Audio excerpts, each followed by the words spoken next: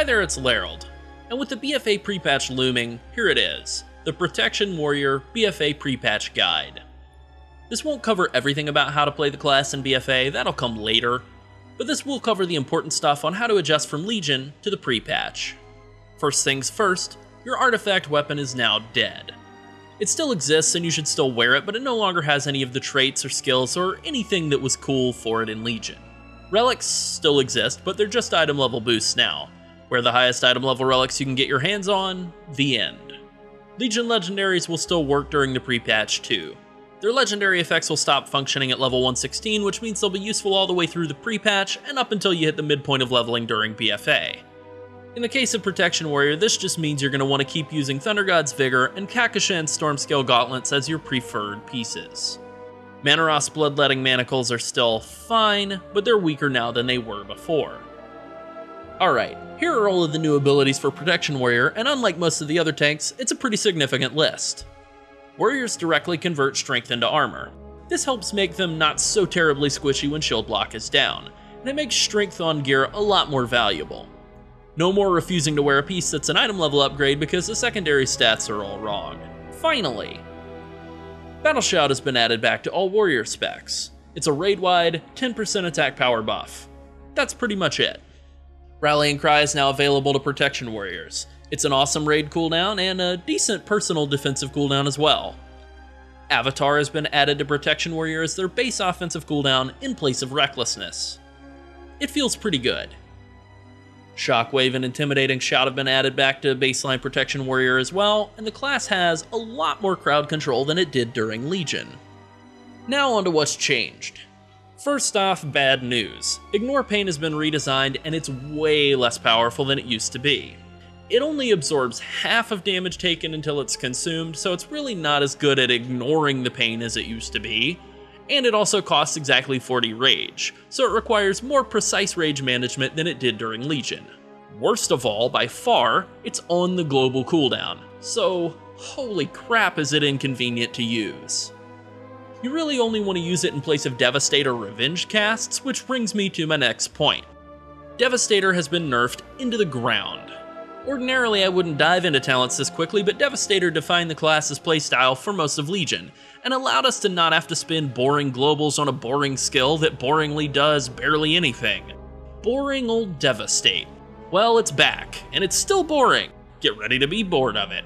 Devastator is still potentially usable in AoE situations where you're going to have lots of free revenge casts and really wouldn't cast Devastate anyways, but it's not really going to be good in those situations either. No rage, low shield slam reset chance, it's just kinda bad now. Lame.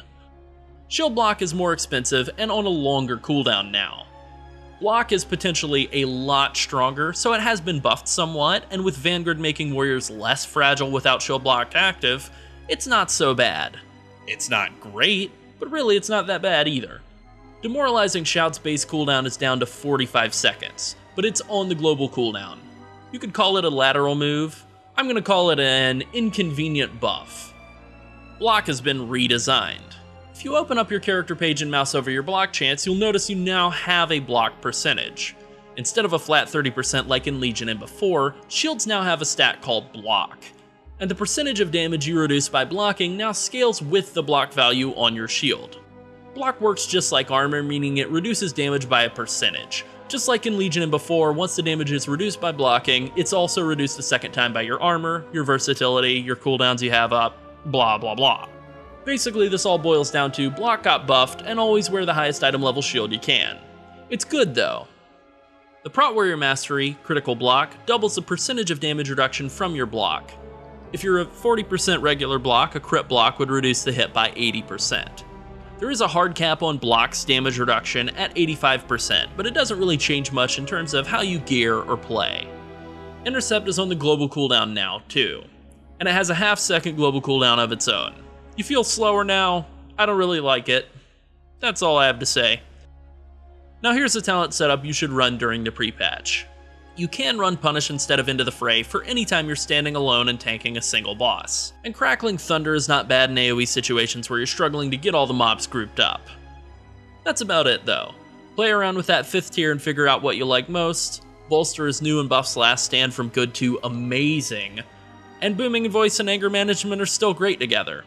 This is especially true while Thunder God's Vigor's still hanging around.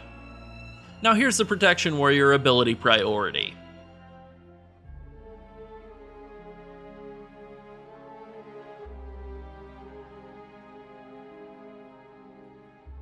Finally, should you wear Tier 21? Because Battlecry is gone, the 2-piece doesn't do anything.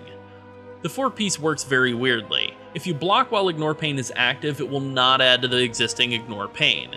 It will grant you a buff that massively increases the value of your next Ignore Pain cast, though. Should you wear the 4-piece, though? I'm gonna say no, unless you're not having to make a lot of sacrifices in terms of item level. If your best pieces in 4 tier slots are Tier 21 pieces, then keep at it. Otherwise, just wear offset gear and forget about Tier 21. Alright, closing thoughts on Protection Warrior in the pre-patch. Warrior still has a lot of the things that have made it fun over the years, and the addition of Vanguard, the reintroduction of Rallying Cry, and some of the new talents have definitely breathed some life back into Protection Warrior. Unfortunately, it's a bit like putting fancy stone ground mustard and garlic aioli and imported pickles onto a bologna sandwich. Going back to manually casting Devastate is lame. I could tell you that having to weave Ignore Pain casts in place of Devastate will liven things up a bit, but I'm not gonna lie to you. I still love Warrior, and I think their defenses have improved, but I'm just disappointed by their base rotation in BFA right now. Well, I think that about covers it. If you have any questions about how to handle Protection Warrior in the pre-patch, ask away. We have pre-patch videos for all of the tanks, and we'll be putting together more videos in preparation for BFA's release soon. So stay tuned for more great BFA content, and as always, please like and subscribe. Thanks for watching. Bye.